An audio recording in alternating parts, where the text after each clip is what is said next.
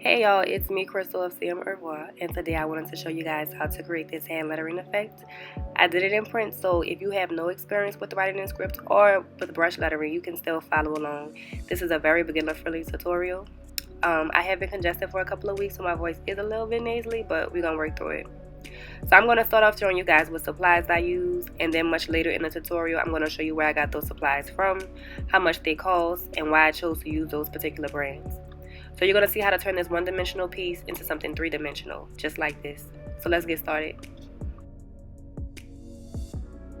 I'm using Bristol paper in the size 11 by 14, and I'm also going to be using water-based markers.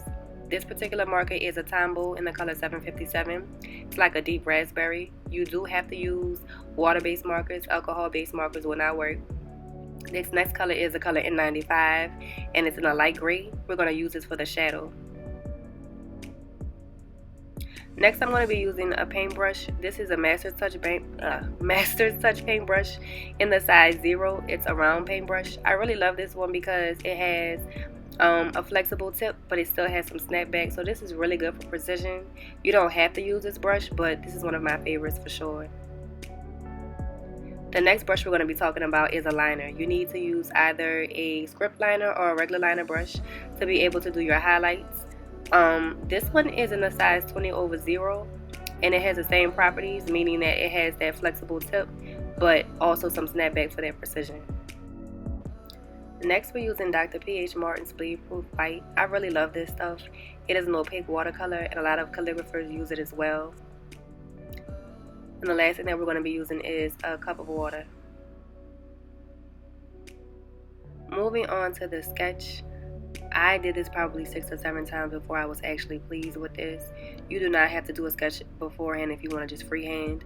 Typically, if I'm only doing one word and I'm doing brush lettering, I just freehand it. But with layouts, you kind of have to plan a little bit more because you may think it's going to look a certain way, but it may not have the proper alignment. It may kind of run off the page, whatever it is. And then also, I have muscle memory when it comes down to brush lettering. I don't necessarily have that with script because I don't have that with print because I don't really write in print. So I'm just fast forwarding and, finishing the quote right here.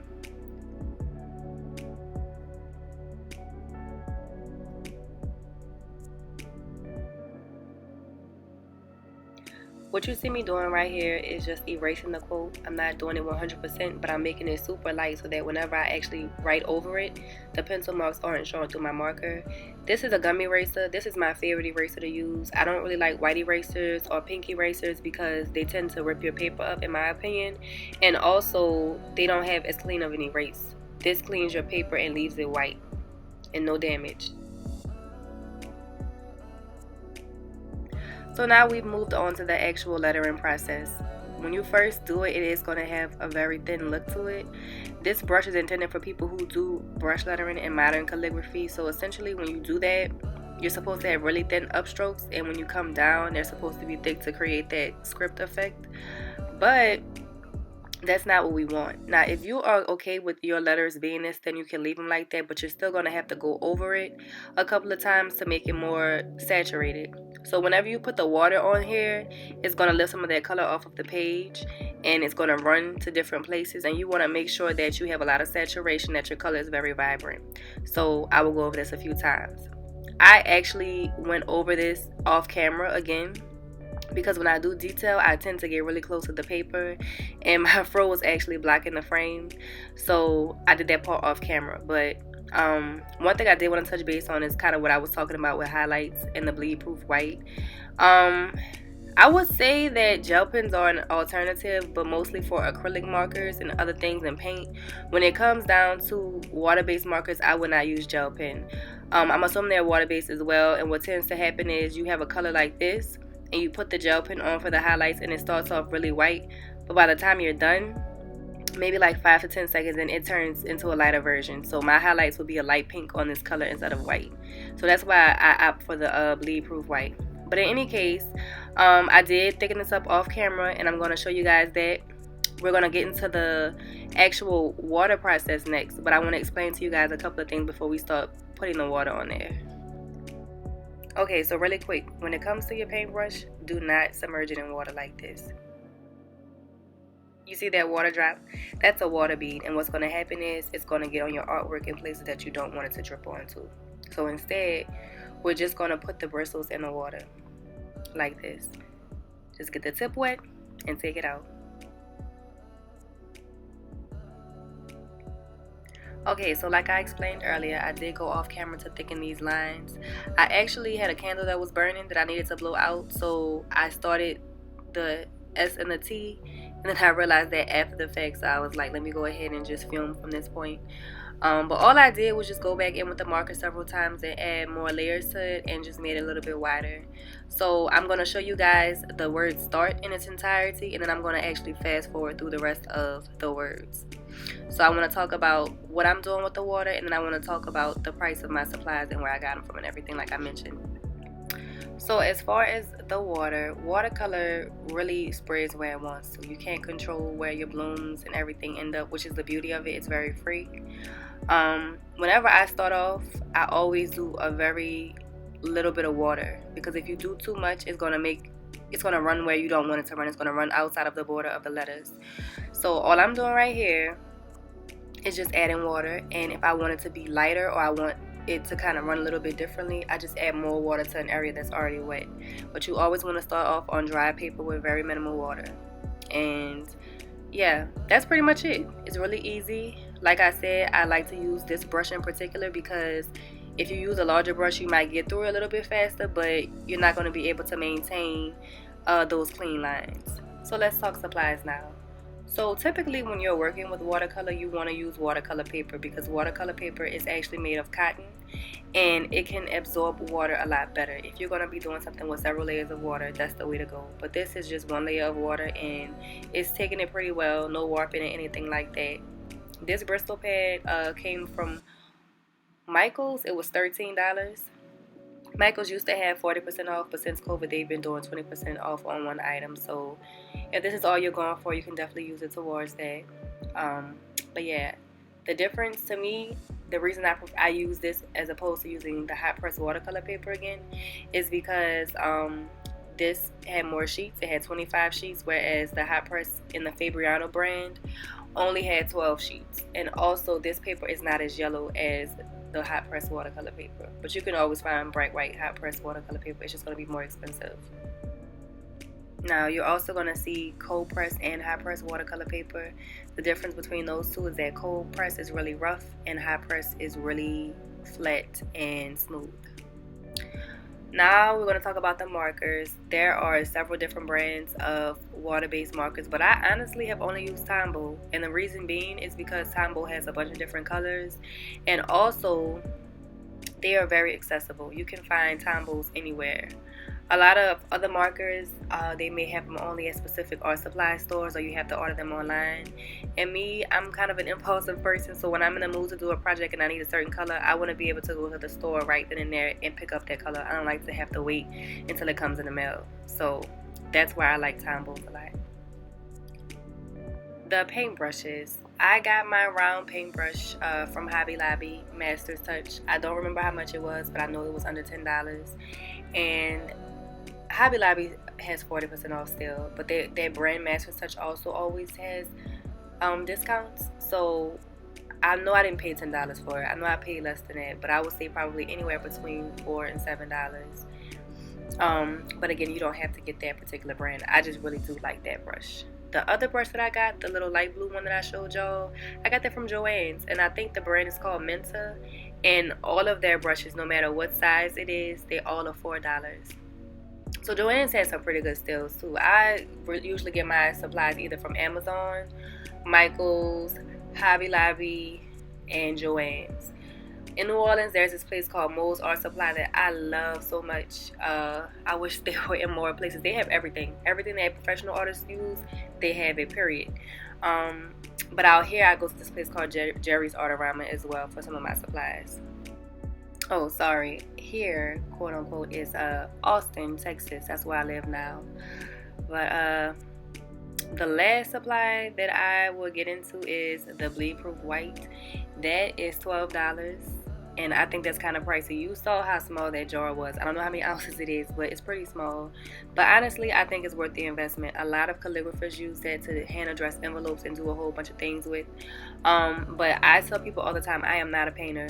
And I had some acrylic paint and I tried to mix it to make it a certain consistency to see if I could use it for my highlights, and it just did not look the same as the Bleedproof white. Now, I'm not saying you have to go and buy that. You can try a white out, you can try a bunch of different things, and that's something that you're definitely gonna want to do. If you do art, you're gonna want to experiment with different things. Don't just take my word. Go out and see what works best for you. But I definitely do believe that the Bleedproof white is a great investment. So yeah, but same thing with the paper. Just go ahead and see what all you get. And when it comes down to paintbrushes, I have never successfully gone to Michael's and found good paintbrushes. They're always picked over. The selection is always trash, and I've been to quite a few Michael's. So I would say to get your paintbrushes from either Hobby Lobby or Joann's. So now I'm wrapping up this tea, and I'm just gonna speed through the rest of this process so you guys can see. So as you see here, it's a pretty fast drying process. By the time I get to the end of the word, the beginning of the word has started to dry. So that's pretty much it for the actual lettering part. That's like the foundation, because the next thing that we're going to do is start to add our shadow and our highlights, and then we're going to be done. So one thing that I did realize when I was editing, this is actually, all of this was taken on my iPhone, the pictures, the videos, and everything. But when I went to take a picture, I realized that it wasn't true to color. This is actually not that dark. And you'll see in the next picture as well, the color was not that dark. So I actually switched over to my digital camera right here in the rest of this video. I've been having it for like a month, but I didn't know how to use it. So I don't know. But going forward, everything that you see is going to be edited with my digital camera, or filmed I should say. So now we're going to get into our shadows. Shadows are a great and easy way to be able to add dimension and depth to your lettering, and it's really easy. For me, I always have my light source coming from the same place so that I consistently know where to put my shadows at. But you just want to make sure that you have that shadow behind each letter on the same side. So I always do the top left for my what's that? Lighting. It's shining over my letters, and so my shadow is going to come to the right and to the bottom of my letters. Same thing, bottom, right, each letter. So I'm going to go ahead and do the first 2 to 3 letters, and then I'm going to speed through and fast forward this process. But one thing I will say right out the gate to be mindful of is how close your marker is to your actual letter, because I made the mistake of getting that pink onto my actual marker. And it's not an issue for the marker because you can always wipe the marker off on paper, but it's going to actually get into your shadow, and you want it to look as realistic as possible. So you just have to be mindful. You're going to see, I think when I get to that first T, it's going to kind of get some pink on it. And me being the perfectionist that I am, I promised myself that even if I messed up, I was just going to go through and show you guys the actual mistakes and just not focus on being a perfectionist so much, because that has stopped me from posting a lot of work that I've done because I was worried about it not being to my liking or being perfect or anything like that. So what you see me doing every time I remove the brush off the screen is basically wiping my brush off on a piece of paper because I keep getting pink on my brush.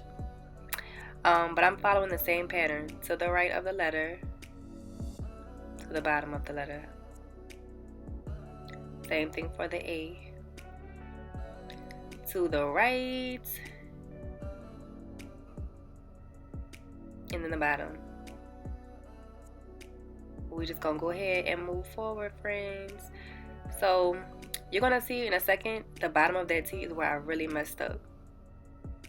But again, we just working through the mistakes. If this was something I was selling to a client, I would absolutely redo it. But you know, it's just to show you guys like mistakes are okay and it's gonna happen. But that's pretty much it. We're just gonna go through, and the next part that we're gonna start working on is the highlight. That envelope that you just saw me put in front of the screen, that was me showing you guys all the marks that I had on the paper from wiping my marker off, to get those little pink stains off of the marker.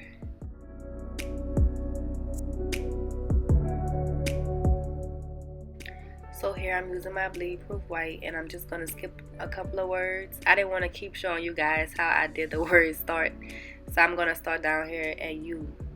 So this is what I was talking about when I said that you need a really fine liner to get those details. This is not going to be as, I guess, precise or as clean as if you used a gel pen, because you know a paintbrush moves, and I think that with time, whenever you get more comfortable and used to using a paintbrush, you'll be able to correct that. Like I said, I don't paint, so it's something that I'm still working on. But most people who look at this, unless you are an artist yourself, people aren't going to notice that this isn't a perfect line, that it has, you know, some squiggles in it. So one thing that I will say is that I have not mastered figuring out where my highlights belong. Now shadows is a no-brainer, and highlights are pretty much opposite of shadows. If you have shadows to the right and to the bottom, you just put your highlights to the top left. But I don't think I have them in all the right places. I've seen other lettering artists who add highlights to their letters, and they have it in more places, and it looks really natural, it looks really organic.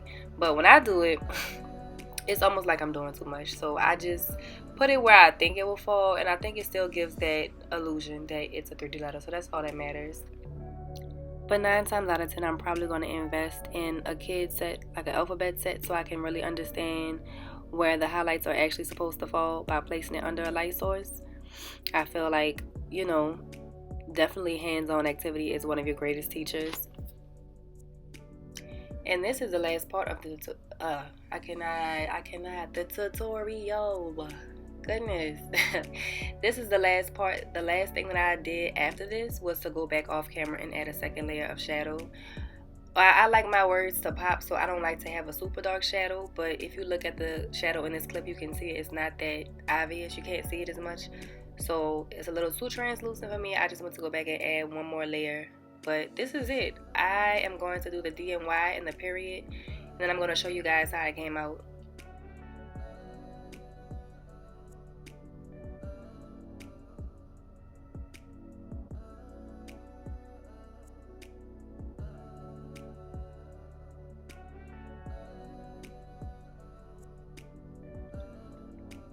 So this is the final product. I love it. I think the colors are beautiful. I think it's very bold and vibrant. It kind of gives me a cartoon effect. But what I'm doing right here, and you can't see in the clip because I recorded it wrong, but I wanted to show you guys, I'm using my paper guillotine to basically cut all the sides off to make this more centered, because the quote ended up being a lot lower than I expected. But this is it, guys. Thank y'all so much for watching. This is my first time filming and editing a tutorial, so I plan on doing more. I just want to know your feedback as far as if you would like these videos to be longer or shorter, if you want less talking, more music, let me know. But again, thank y'all so much for watching.